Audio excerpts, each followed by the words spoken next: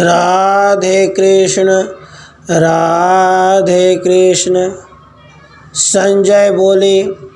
इस प्रकार करुणा से ओतप्रोत आंसू भरे व्याकुल नेत्रों वाले तथा अत्यंत विषाद युक्त उस अर्जुन से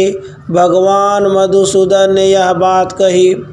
श्री भगवान बोले, अर्जुन, इस असमय में, संकट के समय, यह अनार्य पुरुषों द्वारा सेवित परलोक विरोधी और आकृति फैलाने वाला शोक तुझे कहाँ से प्राप्त हो गया? पार्थ, तू नपुंसकता न ग्रहण कर, यह तुझे शोभा नहीं देती, परंतु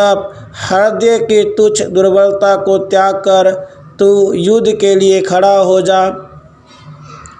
अर्जुन के इस प्रकार रथ पर बैठ जाने पर यह बिना अवसर का शोक तुझमें कहाँ से आ गया? इस प्रकार आक्षेप करते हुए भगवान श्री कृष्ण जी ने यह कहा कि अज्ञानियों के द्वारा सेवित परलोक विरोधी अकीर्ति कारक हृदय की दुर्बलता से उत्पन्न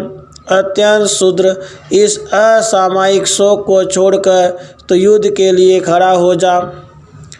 अर्जुन कहने लगा, मधुसूदन,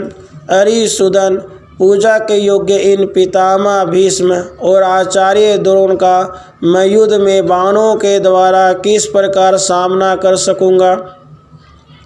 मैं तो समझता हूँ कि इन महानुभाव गुरुजनों को न मारकर इस लोक में भीख का अन्न खाना ही अच्छा है, क्योंकि इन अर्थकामी गुरुजनों को मारकर यहाँ उनके रुधिर से सने हुए भोगों को ही तो भोगना है। स्नेह, करुणा और धर्म अधर्म के भय से व्याकुल अर्जुन भगवान के द्वारा कथित अत्यंत हितकर उपदेश को न समझकर पुनः इस प्रकार कहने लगा,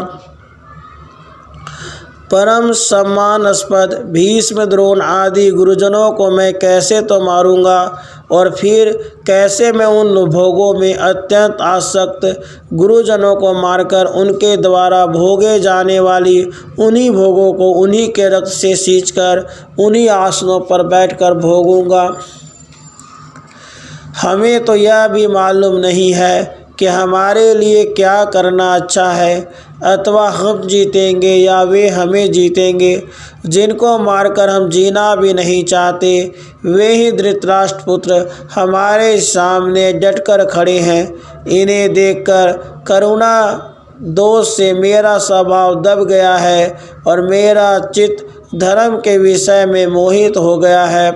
अतः मैं आपसे पूछ रहा हूँ, कृपया मेरे लिए जो कल्याण का निश्चित साधन हो वह मुझे बतलाइए। मैं आपका शिष्य हूँ, आपके शरणापन मुझ दिन को भिक्षा दीजिए,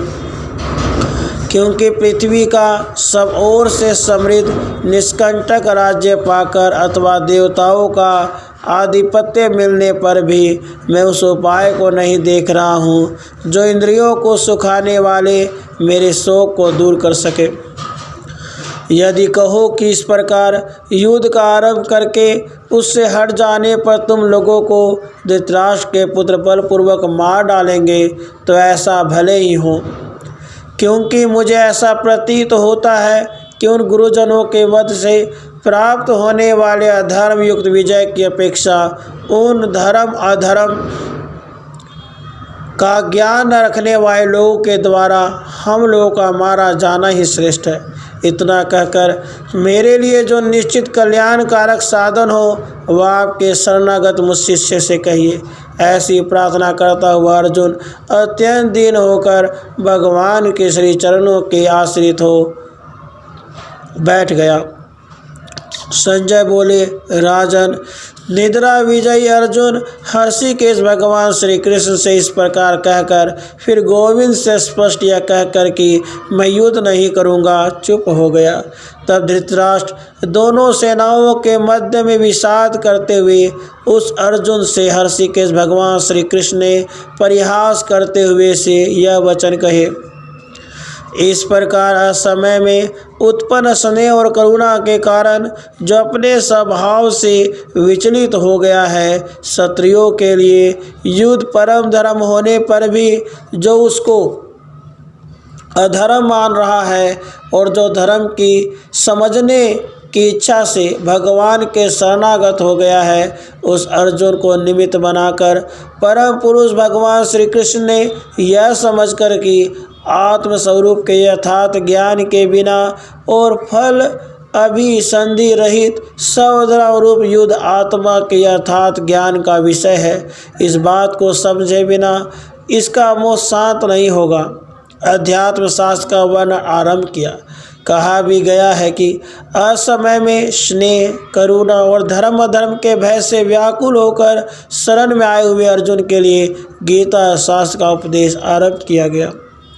इस प्रकार जो शरीर और आत्मा के स्वरूप का यथार्थ ज्ञान न होने के कारण शोक में निमग्न हो रहा है और साथ ही शरीर से आत्मा को अलग समझना ही जिसका हेतु है, ऐसे धर्म का भी वर्णन कर रहा है।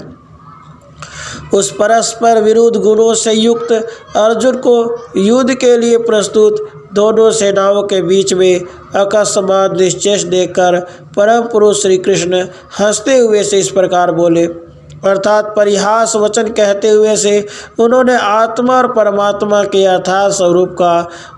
उसकी प्राप्ति के उपाय रूप कर्म योग, ज्ञान योग